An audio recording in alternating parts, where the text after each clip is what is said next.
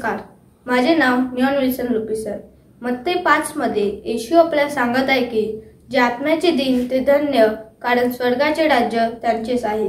जे शोक करीत आहे ते धन्य, कारण त्यांचे सांत्वन करण्यात येईल। जे सौम्य ते धन्य, कारण ते पृथ्वीचे वंतन भुगतील। नीतिमत्वा भुकेलेले व तहानलेले ते धन्य, कारण ते तृप्त होतील। जे दयाळू ते धन्य, कारण त्यांच्यावर दया होईल। जे अंत करणारे शुद्ध ते धन्य, कारण ते देवाला पाहतील। जे शांती करणारे ते धन्य, कारण त्यांना देवाची मुले म्हणतात।